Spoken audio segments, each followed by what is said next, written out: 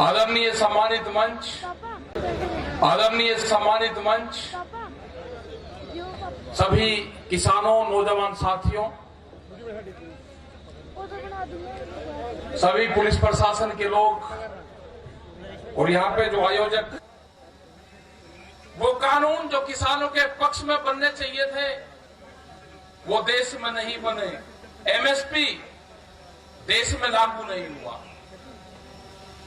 जब शुरू में बातचीत उनसे उन्होंने कहा जी एमएसपी तो इसमें ही नहीं, तो यही तो रास्ता था ना कि एमएसपी ना दे के, एमएसपी पे कानून नहीं है, सस्ते में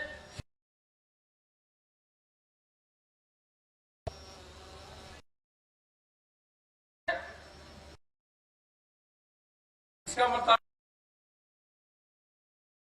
प्रधानमंत्री के कार्यालय तक है।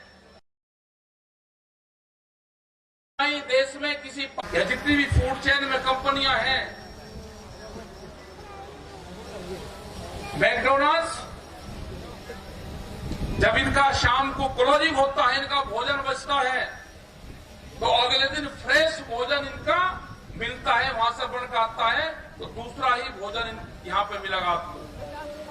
लोग समझते हैं कि भाई बहुत बढ़िया लोग हैं, अगले दिन नया फ्रेश भोजन देते हैं, लेकिन आप इनसे ये जरूर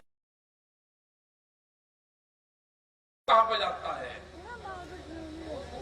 10 लाख किसान परिवार है, 10 लाख किसान परिवार है, 6 लाख किसान परिवार यहाँ पे बागानी का काम करता है।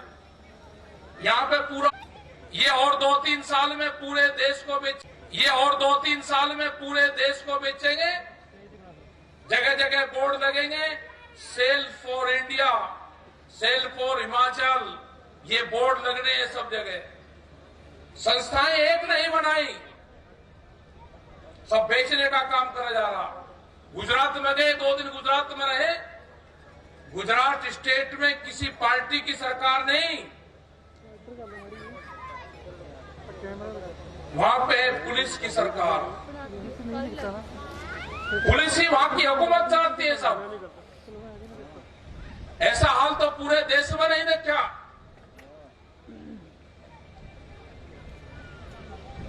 ये हाल गुजरात के हैं। जब साबरमती आश्रम गए, उसके बराबर में एक स्टेडियम है, स्टेडियम था सरदार वल्लभ भाई पटेल के नाम से। स्टेडियम का नाम बदल दिया गया गुजरात के अंदर, मोदी स्टेडियम। उनके बाद में उसके गांव गए हम, सरदार जी के बागडोली गए, जहां से उन्होंने आंदोलन की शुरुआत करी। हमने 2 दिन में दोनों जो महापुरुष थे उनके वहां पर गए, वहां के किसानों से मिले, वहां के गांव के लोगों से मिले। गांव के लोग हमको सड़कों पे खड़े जरूर मिलते थे, लेकिन किसी की हिम्मत ये नहीं थी कि हमारा हाथ उठाकर समर्थन कर दें। वे सिर्फ ऐसे हाथ बात। उस मैदान का नाम रख दिया मोदी मैदान। जब वहां पर पंचायत हुई तो उससे ज्यादा भीड़ इन किसानों की गई वहां। इन किसानों ने नाम बदल कर रखा कि जिसकी ज्यादा भीड़, मैदान उसके नाम, तो उन्होंने नाम रखा किसान मैदान। ये भी जो हिमाचल यहाँ पर ये शांत क्षेत्र है, बहुत पीसफुली लोग यहाँ पे रहते हैं, बहुत पढ़े लिखे लोग यहाँ पे हैं। यहाँ की बहुत सी पॉलिसी, बराबर का ही आपका स्टेट है, वो विदेश टूरिज्म पॉलिसी पूरे देश में लाओ। यहाँ के किसान को ट्रांसपोर्ट सब्सिडी मिले, जैसे चिन्नी की शुगर फैक्ट्रियों को बंदरगाह तक ट्रांसपोर्ट सब्सिडी समय समय पर देते हैं, उसी तरह से पहाड़ के किसानों को भी उसके खेत से मंडी तक की व्यवस्था, किसानों को भी उसके खेत से मंडी तक की व्यवस्था सरकार करे तो लोग आएंगे। पहाड़ के लोगों को भी जरूरत है कि दिल्ली के आंदोलन में शरीक हो। यहां पे कोई दिक्कत होगी तो उससे निपटा जाएगा। पुलिस प्रशासन आपको परमिशन नहीं देगा। आगे से ये ध्यान कर लें, 24 घंटे लिया जाता है इनकी ड्यूटी। अगर ये कुछ काम करेंगे 24 घंटे लिया जाता है इनकी ड्यूटी। अगर ये कुछ काम करेंगे तो ड्यूटी यहां से हटा के पहाड़ के उस जो चाइना का बॉर्डर है वहां पर लगाएंगे पुलिसमैन। लेकिन जब इनके क्वार्टर बनने की बात आएगी तो कभी आपने इनका क्वार्टर नहीं देखा होगा। ये अपने माँ बाप को भी अपने क्वार्टर में ले जाते पुलिस वाले शर्माते हैं, 2 चारपाई उसमें नहीं आ सकती। हमने भारत सरकार को लिखा, ये करीब 5-6 साल से लिख रहे हैं फोर्सेस के लिए, इनका क्वार्टर बड़ा बनाओ। आप इनसे ड्यूटी 24 घंटे लेते हो, इनकी सैलरियां बढ़ाओ। आप इनसे ड्यूटी 24 घंटे लेते हो, इनकी सैलरियां बढ़ाओ। इनके वर्दी के जो पैसा मिलता है वो भत्ता बढ़ाओ। ये आवाज नहीं उठा सकते फोर्स के लोग, तो इनको दबाने का काम करा जा रहा है। 2004 के बाद में पेंशन खत्म कर दी गई, सभी कर्मचारियों की पेंशन रहेगी।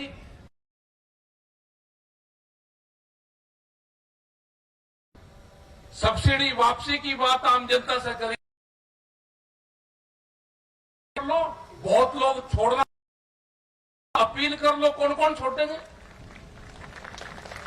ये देश में अब नहीं चलने वाला। पेंशन मिलेगी और सरकारी कर्मचारियों को एक भी पेंशन नहीं मिलेगी, या तो उनकी भी खत्म होगी और या उनको भी मिलेगी।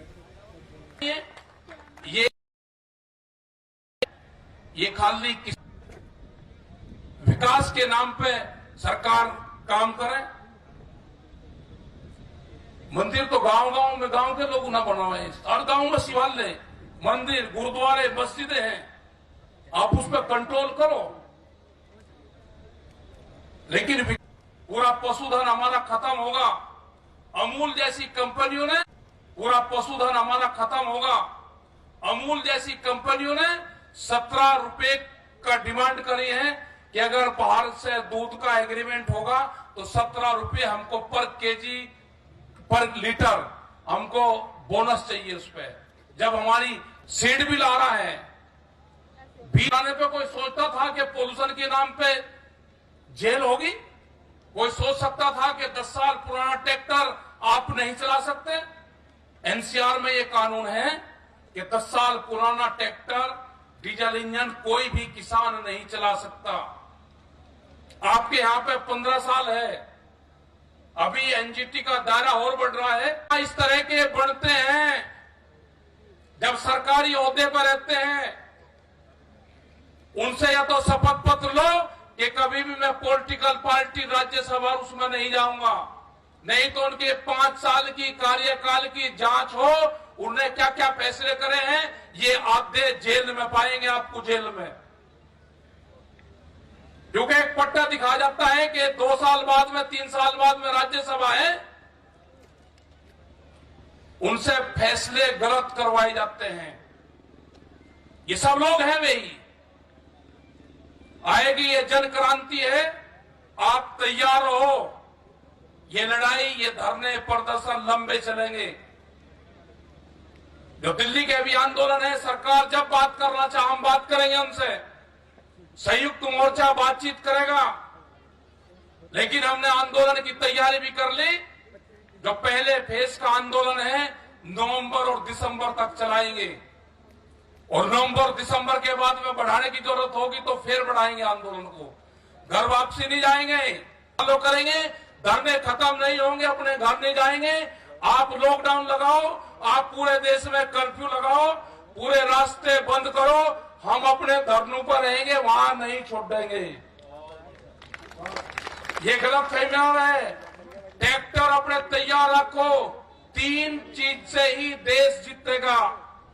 चाइना के बॉर्डर पे हमारे फौज के लोग रहेंगे टैंक लेकर, खेत में किसान रहेगा ट्रैक्टर लेकर, और नौजवान रहेगा ट्यूटर लेकर। ट्रिपल टी से ही देश का भला होगा।